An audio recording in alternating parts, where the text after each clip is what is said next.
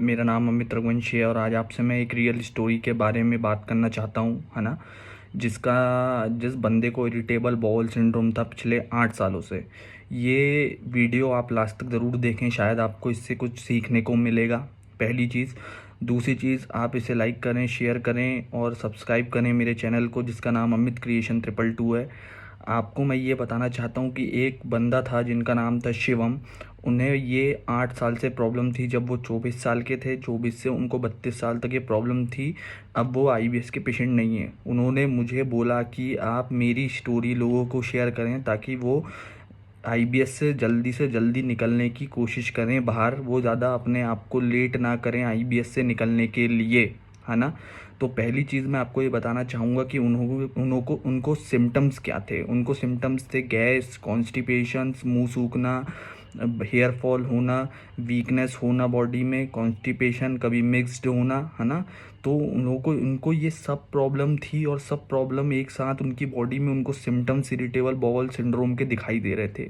उन्होंने पूरी जांच कराई, उन्होंने अच्छे बड़े बड़े डॉक्टर्स को दिखाया। सब डॉक्टर्स को दिखाने के बाद उन्होंने अपना टाइम वेस्ट किया। जैसे 24 से उनकी जो एज थी 30 साल की, जब उन्हें उनका फ्यूचर बनाना था, उन्होंने उनका फ्यूचर नहीं बना पाया।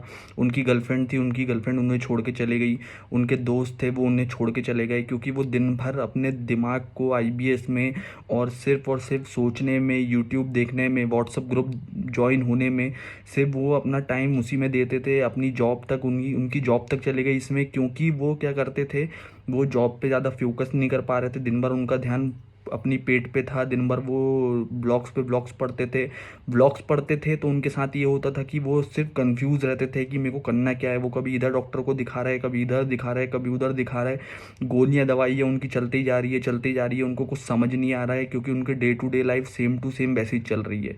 तो उन्होंने मुझे ये बताने को बोला है कि अगर कोई बंदा 24 से लेके 30 साल की उम्र तक इस इरिटेबल बाउल सिंड्रोम में चला जाता है, तो उसका जो फ्यूचर बनाने का टाइम होता है वो स्पॉइल हो जाता है।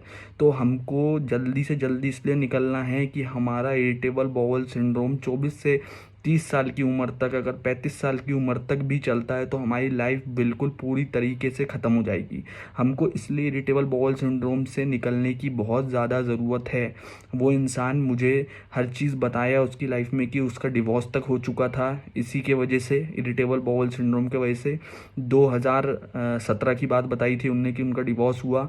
उनके दोस्त लोग, उन्होंने सब चीज़ खो दी इरिटेबल बाउल सिंड्रोम के वजह से, है ना। तो आपके साथ भी यही होता होगा कि आप बहुत सारी चीज़ें इरिटेबल बाउल सिंड्रोम के वजह से खो रहे हैं। जैसे आप खाना बाहर खाने नहीं जा सकते, लोगों के साथ नहीं घूम सकते, सोशल लाइफ में इंगेज नहीं हो सकते। दिन भर आपका ध्यान आपकी बॉडी के ऊपर है। तो हमको इससे सीखने को क्या मिलता है कि अगर हम 24 साल के हैं और या हम 20 साल के हैं या हम 18 साल के हैं और हम इरिटेबल बाउल सिंड्रोम से अगर अभी नहीं लड़ेंगे, तो हम कब लड़ेंगे? हम बाद में नहीं लड़ सकते। हम बाद में इसलिए इरिटेबल बाउल सिंड्रोम से नहीं लड़ सकते क्योंकि अगर हम बाद में इससे लड़ने की कोशिश करेंगे, जब हम 18 साल की उम्र में नहीं लड़ पाए, जब हम 20 साल की उम्र में नहीं लड़ पाए, जब हम 22 साल की उम्र पे नहीं लड़ पाए, तो इसका मतलब हम 32 साल की उम्र या 30 साल की उम्र या 40 साल की उम्र में आईबीएस से कैसे लड़ पाएंगे, है ना। हमको ये सोचना होगा और अभी ही सोचना पड़ेगा, बिकॉज टुमारो नेवर्स कम। कल कभी नहीं आता। हमें क्या सोचना है?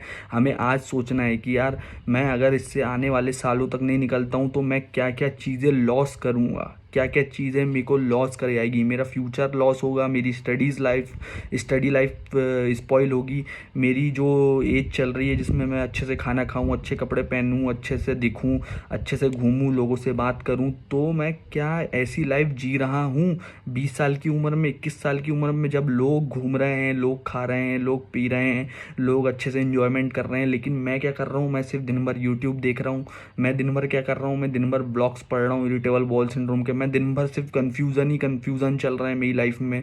मैं उसको ठीक करने की कोशिश के बजाय मैं उसको और बैठे बैठे बिगाड़ रहा हूँ कि यार आईबीएस कल ठीक हो जाएगा, परसों ठीक हो जाएगा, नरसों ठीक हो जाएगा। लेकिन आईबीएस जब तक आप आज पे वर्क नहीं करोगे, आपका इरिटेबल बाउल सिंड्रोम कभी ठीक होगा ही नहीं। आपको आज पे लड़ना है, आपको गोली दवाई को छोड़ के आपको निकलना है कि यार मैं इससे आगे निकलूँ, है ना। और आपको लड़ना पड़ेगा। आप लड़ोगे नहीं तो कैसा चलेगा? आप नहीं लड़ोगे तो कैसा चलेगा, आप ये बताइए।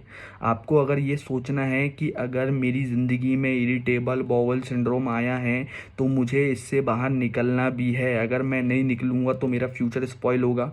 मेरा फ्यूचर स्पॉइल होने के साथ मेरे से लोग दूर भगेंगे, क्योंकि मैं दिन भर एक ही चीज़ के बारे में बात करता हूँ कि मेरे को ये प्रॉब्लम है, मेरे को ये प्रॉब्लम है ना। तो इसके अलावा आपने सीखने को क्या मिलेगा आपको इससे, इन भाई की स्टोरी से? आपको ये स्टोरी से सीखना पड़ेगा कि अगर कोई बंदा इरिटेबल बॉल सिंड्रोम में चला जाता है और उसकी एज जो बढ़ते जाती है बढ़ते जाती है बढ़ते जाती है, और जो 20 साल 22 साल का रहता है, जब अगर वो नहीं निकल सकता है इससे, तो वो लास्ट में कैसे इस चीज़ से निकलेगा, है ना। तो उसको ये चीज़ सोचनी पड़ेगी। सोचने से ही वो सोचता रहेगा कि मैं बैठा हूँ, ये कल ठीक हो जाएगा, तो वो कभी ठीक नहीं होने वाला। इसलिए आपको हमेशा इस चीज़ से जल्द निकलने की कोशिश करना है। आपकी उम्र अगर 17 साल है, आपकी उम्र 18 साल है, अगर आपकी उम्र 20 साल है, तो हमको इससे लड़ना है और इससे बाहर आना है। एट एनी कॉस्ट हमको करना ही पड़ेगा, हमको लड़ना ही पड़ेगा। हमारे पास कोई ऑप्शन नहीं रहेगा इसके अलावा। अगर हम इसके अलावा कोई दूसरा ऑप्शन पे जाएंगे तो हम सिर्फ नेगेटिविटी, सिर्फ ओवर थिंकिंग और स्ट्रेसफुल लाइफ के ही प्रति हम सिर्फ यही सोचते रहेंगे कि यार लाइफ कैसी चल रही है, सिर्फ लाइफ के बारे में कि मैं ही क्यों। अब आप एक बात बताओ, अगर ऊपर वाला है ना, अगर आपको दुख आ रहा है तो आप ऊपर वाले के पास जाते हो, लेकिन अगर आपको कोई सुख मिलता है तो आप ऊपर वाले से बोलते हो कि मैं ही क्यों। लेकिन जब आपको दुख मिलता है तो आप ऊपर वाले को ही बोलते हैं कि मैं ही क्यों, है ना।